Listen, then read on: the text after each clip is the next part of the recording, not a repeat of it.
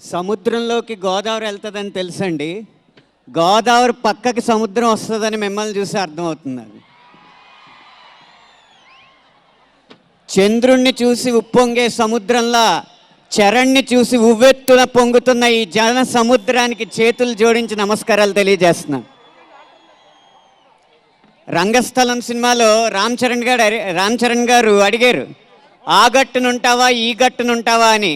కానీ ఈరోజు ఆ గట్టున ఈ గట్టున ఆయనే మీ బాబాయే ఉన్నారు కాబట్టి ఏ గట్టునున్నా మిమ్మల్ని గుండెల్లో పెట్టుకుంటామని మీరు చూపిస్తున్న ఈ ఉత్సాహానికి మరొకసారి నమస్కారాలు తెలియజేస్తున్నా.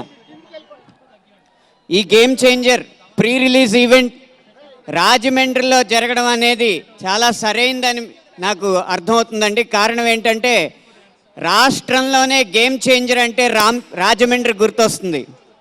ఈ తెలుగు సాహిత్యానికి గేమ్ చేంజర్ లాంటి మహాభారతం కావ్యం ఈ గోదావరి ఒడ్డు మీదే పురుడు పోసుకుంది. సాహిత్యానికి గేమ్ చేంజర్ రాజమండ్రి.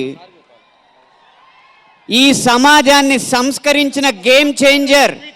కోటి లింగాలు కొట్టుకుపోయిన వీరేశలింగం ఒకడు మిగిలిన చాలు అని ఆరుద్ర గారు అన్నట్టుగా ఆ వీరేశలింగం గేమ్ చేంజర్ పుట్టిన గడ్డ ఈ రాజమండ్రి.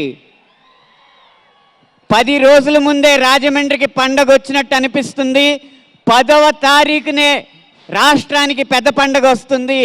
ఆ 10 రోజుల ముందు వచ్చిన పండగ ఈ game changer pre release event అయితే 10వ తారీఖున వచ్చే పెద్ద పండగ గేమ్ చేంజర్ విడుదల. ఆ పెద్ద పండగ కోసం మీరు ఉత్సాహంగా ఉరకలెత్తుతున్నారని నేను భావిస్తున్నాను.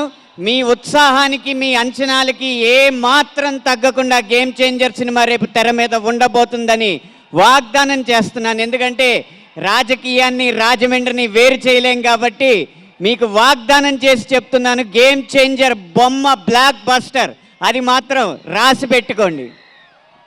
అయితే ఈ గేమ్ చేంజర్ సినిమాకి పాటల్లో నేను రాసిన అక్షరాల కంటే నాకున్న అదృష్టమే గొప్పది. ఒక జాతీయ స్థాయి దర్శకుడు, జాతీయ అవార్డు పొందిన సంగీత దర్శకుడు, జాతి గర్వించదగ్గ నృత్య దర్శకుడు, అంతర్జాతీయ స్థాయి గ్లోబల్ స్టార్ రామ్ చరణ్ గారు చిందులకి నేను పాట రాయడం నా పూర్వజన్మ అదృష్టంగా భావిస్తున్నాను. ఇంత గొప్ప అవకాశం ఇచ్చిన దిల్ రాజు గారికి మనస్ఫూర్తిగా కృతజ్ఞతలు తెలియజేస్తూ విరమిస్తున్నాను.